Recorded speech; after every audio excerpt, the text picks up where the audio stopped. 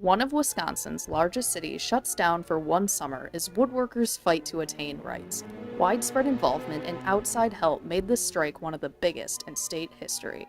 Oshkosh Woodworkers displayed the power of labor unions by standing up to local lumber barons through strike and in court. The whole nation was watching as Oshkosh influenced the fate of laborers everywhere through the Oshkosh Woodworkers strike of 1898. By 1866, Oshkosh was the second largest city in Wisconsin. With its first lumber mill established in 1847, the lumber industry grew and Oshkosh was deemed sawdust city. The Payne Lumber Company was the biggest sash door and blind company in Sawdust City and in America. Oshkosh was the ideal place for lumber mills due to its location on the Fox River. The Fox's connection with the Wolf River enabled lumber from the north to be sent directly to Oshkosh. In 1859, the railroad arrived in Oshkosh. Manufacturing boomed and continued to due to Civil War demand. Organized labor in Oshkosh started in the late 1880s with the establishment of two Knights of Labor affiliate groups. In the 1890s, the American Federation of Labor, known as the AFL, was picking up prominence in America. In 1891, the AFL chartered the Oshkosh Trades and Labor Council. Woodworkers were the last trade to unionize in Oshkosh. Thomas Kidd was the leader of the Amalgamated Woodworkers Union in Chicago and would eventually be the vice president of the AFL. Kidd came to Oshkosh in 1892 to help establish Local Number 29, the first woodworkers union, and Local Number 57, a German-speaking woodworkers union. Unionization efforts were put to a halt due to the overall hardships of the Panic of 1893. Oshkosh sawmills shut down temporarily, and when they reopened, they cut wages by 10%. Later in 1898, Oshkosh woodworkers were promised a wage increase, but never received it. And then the Spanish-American War in April of 1898 caused sharp inflation on food prices, making reduced wages even harder to live off of. By 1898, Oshkosh woodworkers had the lowest wages in the whole country. Low wages hurt the laborer, but gave Oshkosh an edge in the lumber industry nationwide. The Chicago Dispatch named Oshkosh the pauper labor center of the world because Oshkosh woodworkers earned $1 for every $2.75 Chicago woodworkers made. Also, women and children made up 1/10 of Oshkosh mill workers and were paid 55 cents a day. To address these issues, labor leader Thomas Kidd came back to Oshkosh to help the workers again. On Sunday, May 8th, as a last-ditch effort before calling a strike, the woodworkers wrote up a letter of demands to send to the mill owners. Their demands included a minimum wage proposal, a weekly payday, and union recognition. The woodworkers received no response. It was then that the whole city summer was turned upside down by the woodworkers' strike. Eggs would be thrown, riots would occur, conspiracy charges would be filed, but ultimately, victory would come to the laborers in court.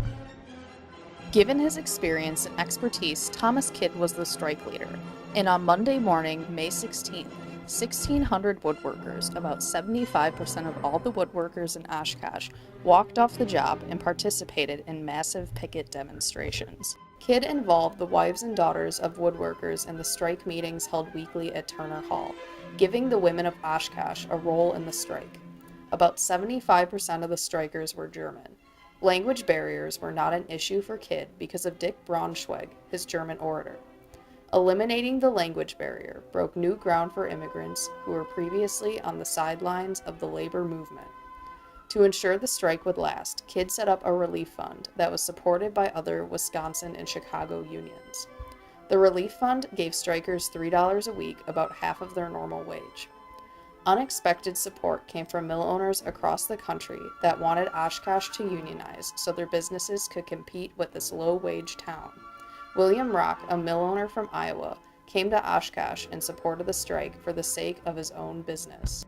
Oshkosh leadership and mill owners responded to the growing presence of the strike. Mayor A.B. Eidson hired a larger police force, and mill owners hired Pinkerton detectives, a common tool used by businessmen to infiltrate unions. Mill owners hired temporary employees, also known as scabs. Despite these obstacles, woodworkers shut down 2 mills by the end of May.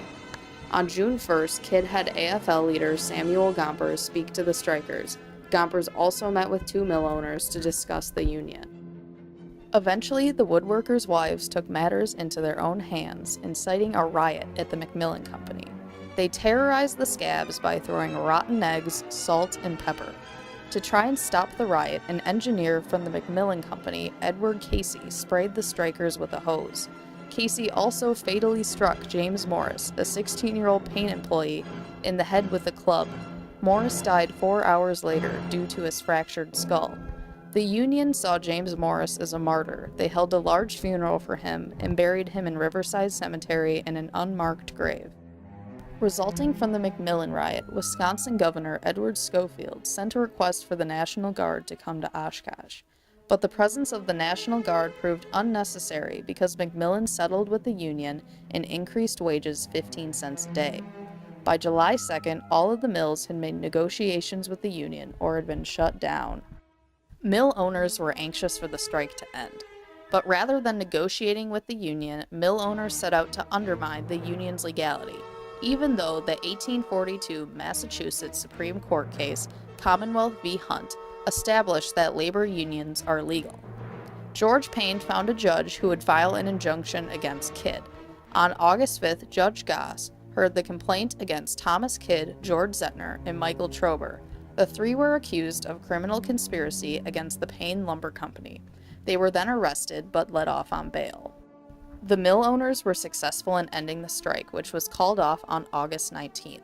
However, national involvement grew as the Union shifted their focus to an innocent verdict for the three men. The trial was held October 14th at Oshkosh's City Hall. Clarence Darrow, who had previously worked with Kidd's Union in Chicago, served as the defense attorney.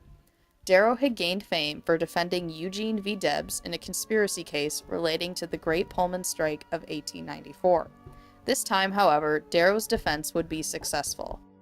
To ensure Union victory, Darrow focused on the jury selection process, which took 4 days. With the odds against him, Darrow still put together a favorable jury composed of mostly working-class people. When Wisconsin vs. Kidd started, Darrow made excellent use out of sympathetic witnesses and discredited the prosecution.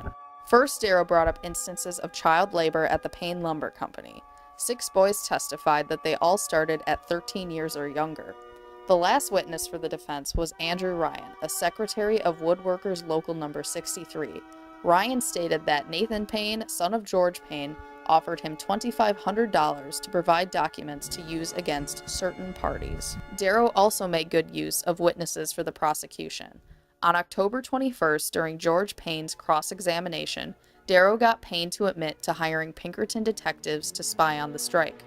Darrow also asserted that if anyone was guilty of conspiracy, it was George Payne and the other mill owners who had used the legal system to conspire against and arrest Kidd and shut down the Union. On October 28th, Darrow passionately delivered his final arguments for 8 hours without notes. Darrow defended Kidd by stating that, "Ordinarily, men are brought into a criminal court for the reason that they are bad. Thomas Kidd is brought into this court because he is good." Darrow spun the conspiracy on the Paynes again, stating that the mill owners pursued these defendants in the false name of the state of Wisconsin, for the sake of teaching these men that if they ever dare again to assert their rights, the door of jail will open to receive them. Darrow then emphasized the significance of this case, making the jury aware that an innocent verdict would be, quote, "a milestone in the history of the world." The jury only took 50 minutes to decide an innocent verdict for all 3 men. The innocent verdict was extremely important because the woodworkers won their right to protest in the eyes of the law. Although the strike was important locally, the trial decision had the potential to impact communities throughout the entire nation. Like Commonwealth v. Hunt influenced decisions at the state level, Wisconsin v. Kidd could influence other decisions at the municipal level. If the verdict had come back guilty, other local-level companies could have followed the Paynes' example and used conspiracy charges to wipe out local unions. The injustices Oshkosh woodworkers faced attracted national attention and support. The woodworkers were backed by the AFL, Samuel Gompers, and Clarence Darrow, major symbols in the labor movement. Even though the strike didn't force local-level companies to meet all of the workers' demands, the trial confirmed that a union's legality cannot be undermined. Oshkosh woodworkers were heroes to labor in 1898 and heroes to labor today. They took the first step necessary in the long and continuing journey of labor victories.